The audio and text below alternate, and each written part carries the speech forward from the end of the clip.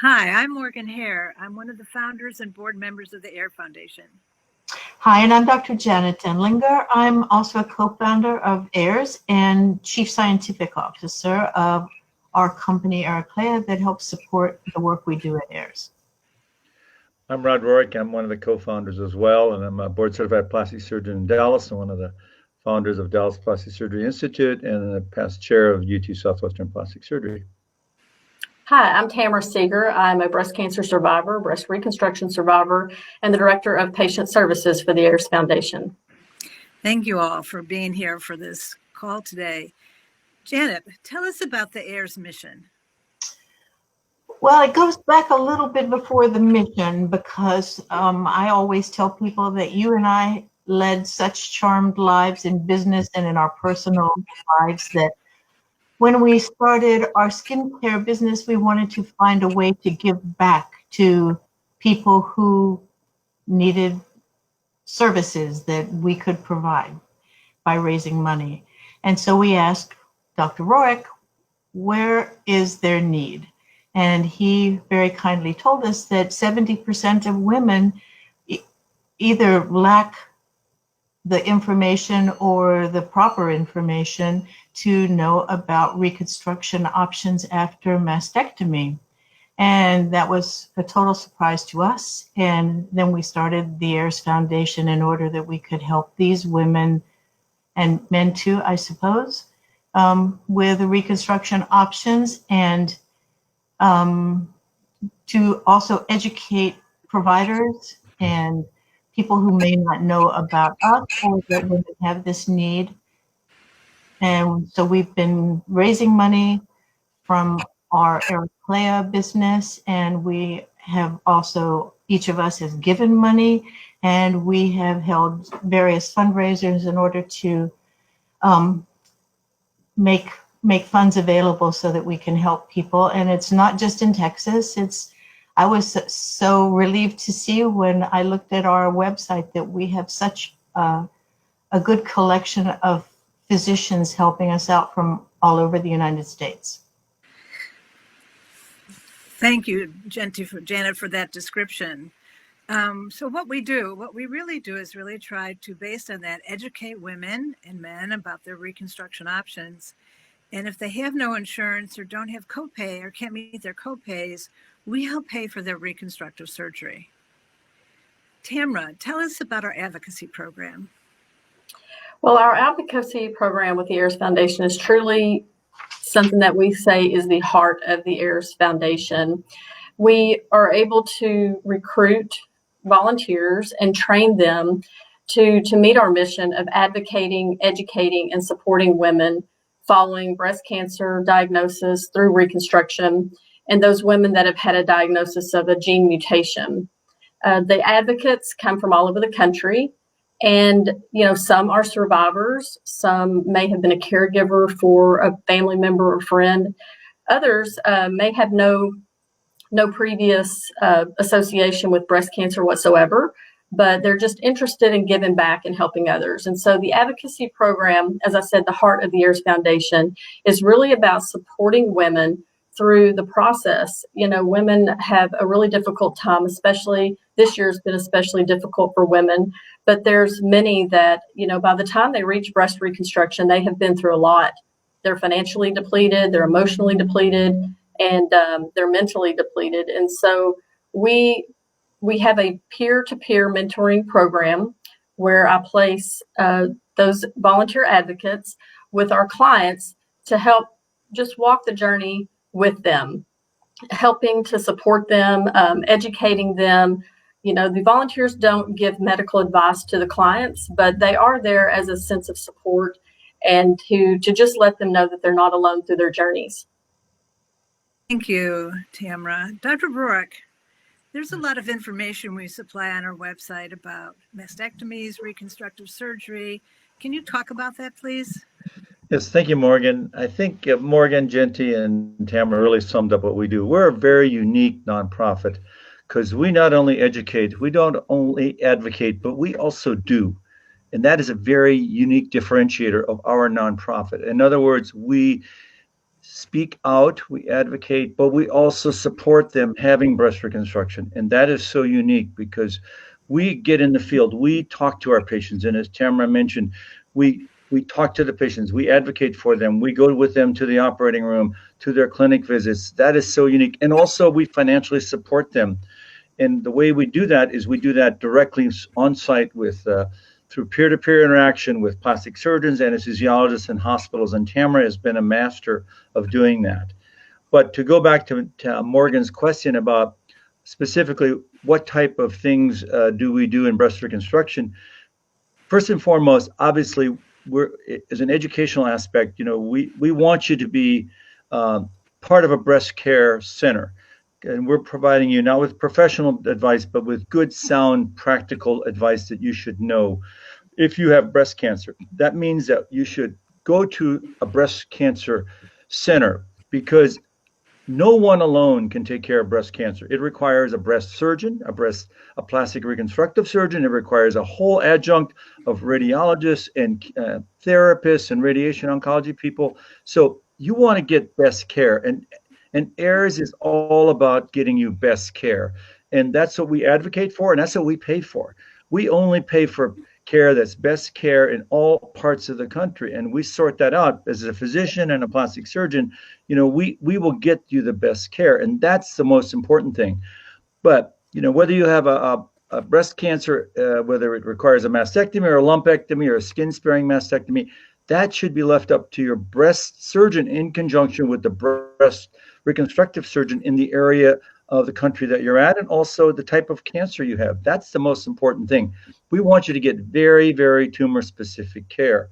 And then the reconstruction, whether you want it, is obviously should be an option. And most patients do not even get the right options, or do they have the opportunity to do so, whether they're underfunded, or they have no insurance. And we provide all of that for you, as Genty and Morgan mentioned.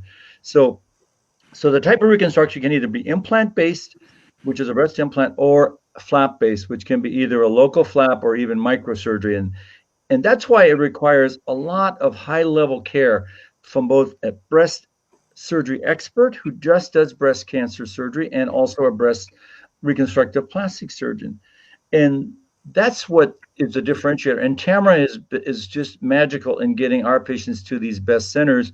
And what Morgan and Genty and I do is help to streamline and to hopefully pay for some of that financially. I know that's a long-winded answer, Morgan, to what you asked, but I think people need to know that we're giving them unique, specialized, direct support. Absolutely, that's true. Can you also talk about the importance of getting your mammogram and doing a monthly self-exam? Yes, 100%. I mean, mammography is as rudimentary as it sounds. It is still the best way to detect breast cancer, and it depends on which we believe in women under 40 should get it annually, and they should do it with an ultrasound as well. Because if you have dense breasts, which a high majority of women do, I tell all my patients that they should get an ultrasound, a high resolution ultrasound with a mammography, because in that way they can actually see those small, less than a centimeter potentials in that dense breast tissue. So it's very important to do that. And then of course the self-breast exam, because significant number of patients find that nodule just by self-breast exam, and everybody needs to do that. And we have been a very huge advocate of that. In fact, that was one of our major focuses this last year, in doing your own self-breast exam. So, our goal is to help educate you to be a wiser consumer so you can get best care. The other thing I wanted to talk about, just as we're doing today, but providing information about the foundation, we also do two segments. We do one called Airing It Out, which deals with lifestyle issues. If you lost your hair, remembering your scalp is still skin, you have to wash it just like you do the rest of the skin on your body. And, what to do when you lose your eyebrows and eyelashes, like how do you account for that? So we really try to focus on lifestyle issues, but then we talk about medical advancements. And that's important too, because there's so many things going on right now with studies and new techniques and new measurements that it's important that we keep up. And that's one of our ways of really educating women and men about what's going on in the whole area of breast cancer. So Yeah, and I think that's another unique aspect. That's really unique. I mean, Morgan, I don't know of any nonprofit that does that. It's really called comprehensive patient care. It's not just getting the tumor managed and get reconstructed, but it's all of the lifestyle and the changes that happen with breast cancer. yeah, there's so many things that we don't think about necessarily that affect a woman when she's going through a treatment, but there's just all sorts of, how do you tell your children? How do you deal with the psychological issue? Right. So we try to cover all those subjects in our air in and out segments. Janet, can you tell us about the laws that have been passed that really advocate for women getting reconstructive surgery? Yes, I'll give that a shot. I think it's the biggest surprise to me about the existence of the laws is that they didn't exist as we know them today until 1998, when the Women's Health and Cancer Rights Act was passed. And it's just amazing that we didn't have the rights that we have that are provided under this bill, which is reconstruction of a breast that was removed by mastectomy, surgery and reconstruction of the other breast if needed to make the breast look symmetrical or balanced, because that could be a real problem. And it's not just a cosmetic problem, it is a balance problem.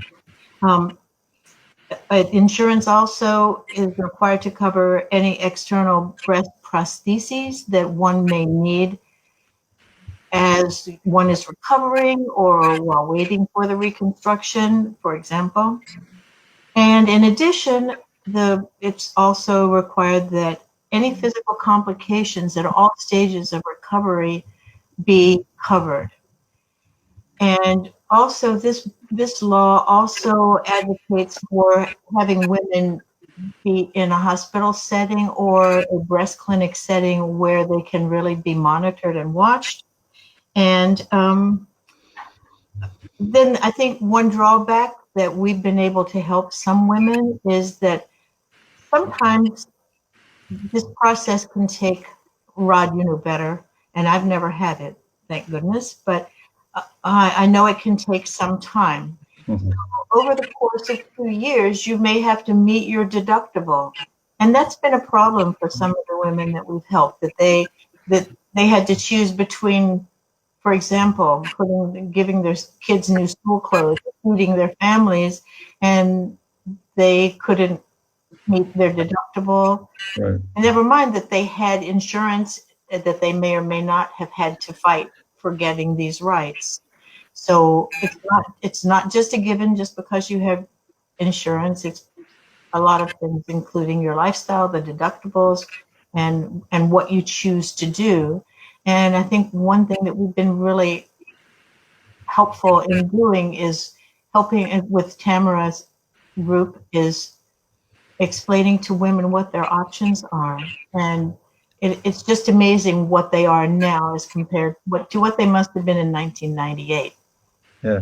If I could just add one other thing, I mean, Genty, it's a great outline. And with all laws, they only are as good as the reinforcement and the enforcement part. And the problem is with the enforcement of these laws, it's really challenging. There's a lot of loopholes, and that's where the insurance companies get, it's the deductible, and then also it's not really part of Medicaid, and it's state overrun. So I think the magic of what Tamara does in her group is that they actually work hard. I have had patients that we've started on, correct me, Morgan, over a year ago that Tamara all of a sudden gets reconstruction, which actually makes the impossible possible. So for those of you that are listening, if you think that you don't have the resources, we'll find the resources. We'll find the best care anywhere in the country. And so we'll make the law a reality for you, and we'll make a breast reconstruction a reality. And I didn't mention that this is a federal law. There were some states that before 1998 did have some probably less thorough laws about reconstruction and protection, but it wasn't. So now it's a federal law, and it's for every state, every person. That's really good that we're at least at that point. And I know that a lot of doctors don't even surgeons don't even tell their patients about reconstructive surgery. And a lot of them have to find it out by searching the internet to find information that is actually available to them. But speaking about professional partnerships, Dr. Rourke, talk about our Professional Partners Program and all the doctors who donate their services to us. Well, we have an incredible group of professionals, plastic surgeons, breast surgeons, radiologists all around the country.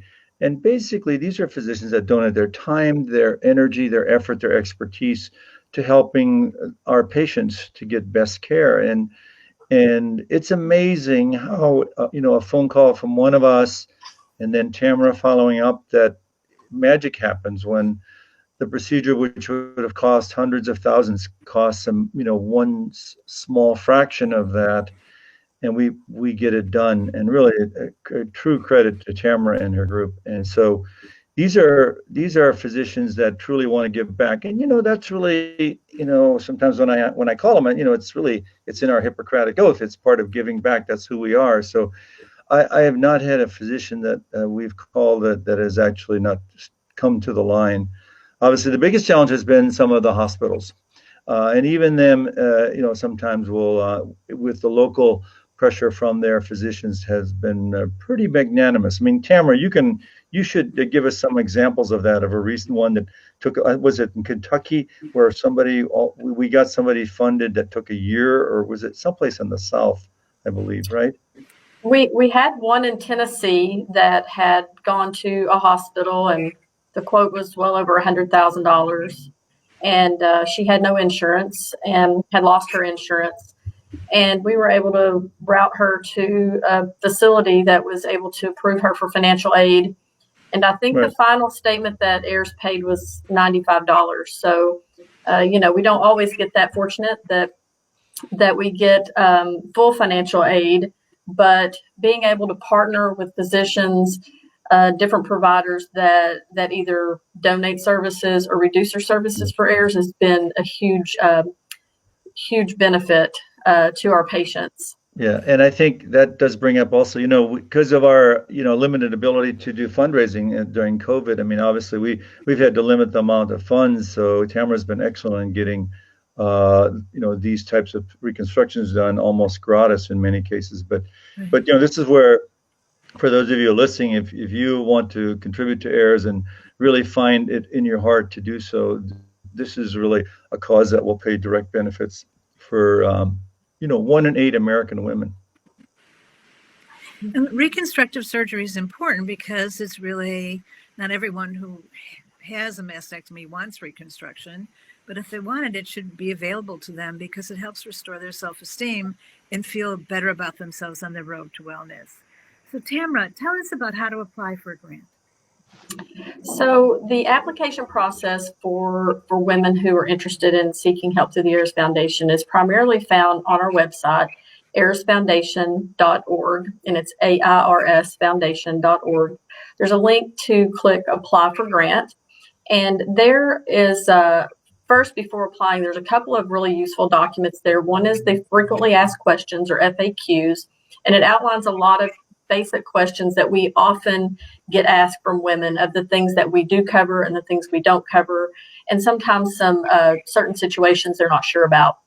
The other document is a checklist that is a list of documents that are required, such as a proof of breast cancer diagnosis or BRCA diagnosis, financial verification, and things like that. So before starting the application process, women can take a look and see, get their information together. And then the link there is available to apply online. We have all various options. So if women are computer literate, would prefer to complete their application online and then submit it to us, that's fine. You can print the application, handwrite it. And for women that don't have internet or they're not connected, we will also mail applications directly to their home. So we try to make it easy for all women to have the ability to apply. And if anyone has problems applying or needs help or resources, then that's another way that our advocates help these women to try to get through the application process so we can get the help that they need. Tamara, also speak to other things we do, because sometimes we just help somebody fill out their insurance forms correctly. Yeah, so a lot of times women apply to us for help, and we found that it was just merely the fact that they were going through the process, and maybe insurance denied their claim. And before the AiRS Foundation would fund their reconstruction, perhaps we just gave them some assistance with knowing how to ask their surgeon to help them with an appeal with the insurance company. So we help with a lot of things, but I really think that the emotional support for these women is truly so vital. They've gone through so much. And as you spoke to, just the emotional recovery, it's a physical, but it's also an emotional recovery from breast cancer, because it can be such a difficult recovery in terms of just your self-esteem, the femininity, feeling restored and feeling whole again. And a lot of times women have support, they have families, they have friends, but it's nice to talk to someone where maybe someone has been through it and walked the journey before them, or it's a way that they can just feel validated to know that their feelings are not unique, that their feelings are valid, and just trying to go through the process of helping them and know that they're not alone. But to all of you three as founders of the AiRS Foundation, I just want to say thank you, honestly. I have had a very unique position to be in, to see so many women that have been helped. Part of the application process is they fill out a statement of need, and that's kind of where they tell their story, and they tell us, where have they been. And so many times, especially now, we're finding women are not just fighting breast cancer or looking for help with reconstruction. They have other life factors going on. Sometimes their husband has left them, or their other child is sick, or maybe their husband's fighting cancer simultaneously. We've heard every story out there, and they're truly heartbreaking. But at the same time, when we can see how what we're doing with the AiRS Foundation really does make a difference, with their life, it's really remarkable to see that. And I feel blessed because I've had a front row seat to be able to see where they start and then where they end up. So what we're doing is truly it's revolutionary, I think, in the breast cancer world, because we're doing something that many other organizations have not been able to do, which is to complete that loop, close the loop of the breast cancer loop of where women start in the journey, but so many are not able to actually finish the journey and feel whole again and feel that they can move forward with their lives. That's great. That's exactly what we do. And really, you're a major part of that, because you do all that legwork on the ground with all of our incredible patients. And sometimes I read those letters that you send us, and it's just, it gets you right here. Yes, it does. So, Tamara, also talk about the fact that we list the federal poverty guidelines on our website and what that means. Yes, so as part of the application process, there are parameters, guidelines that we ask for. Clearly, we do list the federal poverty guidelines and certain factors for needing to meet those to apply. But what I do love about the AiRS Foundation is we do have a common sense approach about reviewing the applications, and there is an opportunity for each applicant to state why they have a financial hardship, or why they might need to be considered, even if they are exceeding the federal poverty guidelines, which many people do, but they have other life factors. Just like I mentioned, someone's husband is fighting cancer at the same time, or as Genty mentioned, they've been going through cancer for a few years, and maybe they've had to meet their out of pocket and deductibles for multiple years in a row. And by the time they reach reconstruction, there's really not a lot of funding left. They've depleted all of their resources. And so what I do love is that we take all of those factors into consideration, and that it's not just we physically look at each application, and we look at everyone on an individual basis with their name and their face, and we know who they are and where they're from. They're not just a number with the AiRS Foundation, but we really do get to know them as individuals. So talk about the fact that we also support women who have the BRCA gene and choose to have a prophylactic mastectomy, what that means, and also about nipple tattooing, because that's also important. Absolutely. So many of our applicants are what we refer to as previvors. Instead of survivors of breast cancer, they're previvors, meaning that they have not yet been diagnosed with cancer, but they have a genetic mutation that predisposes them to have breast cancer in their lifetime. One of the most commonly known is the BRCA mutation, but there are other mutations like the P10 mutation and others. And so women who are likely to be diagnosed with breast cancer often choose to go ahead with a prophylactic mastectomy, to have the mastectomy before they are diagnosed with cancer and increase their chances of living and avoiding the breast cancer diagnosis. So it's a different set of circumstances than a woman that's been diagnosed with breast cancer and goes through treatment, maybe chemo or radiation, and then a mastectomy and reconstruction.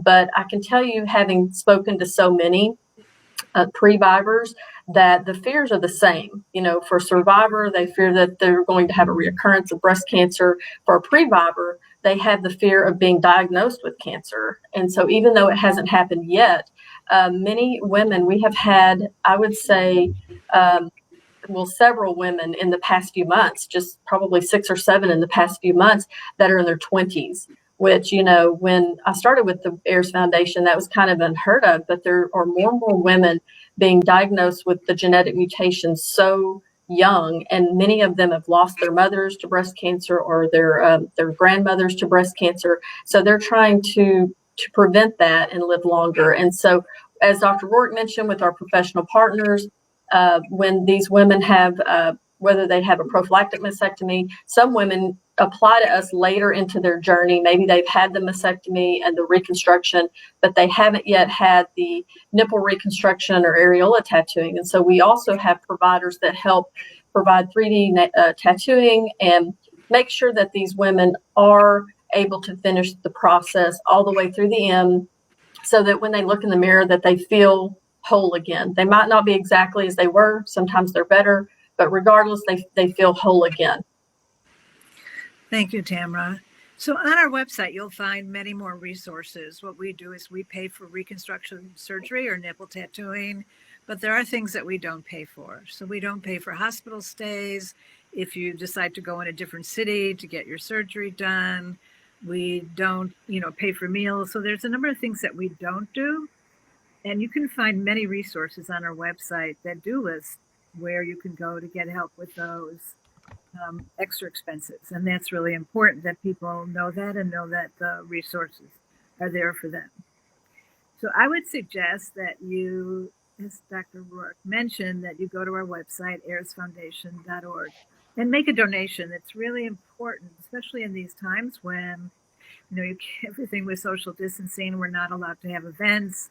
We're not allowed to do anything with people in large groups. So it really becomes important that you donate, and no donation is too small. Every donation counts, and we're really grateful for anyone who really is willing to donate. So thank you. Dr. Rourke, Dr. Denlinger, Tamara, Seeger, thank you so much for doing this today. I think that part of our mission is really to provide information, and I think the information that we've provided today will help somebody. So if you know somebody, you might not have breast cancer, but if you know someone who does, please let them know that we exist. Thank you very much. Yeah, thank you. Thank you. It's a pleasure. Thank you.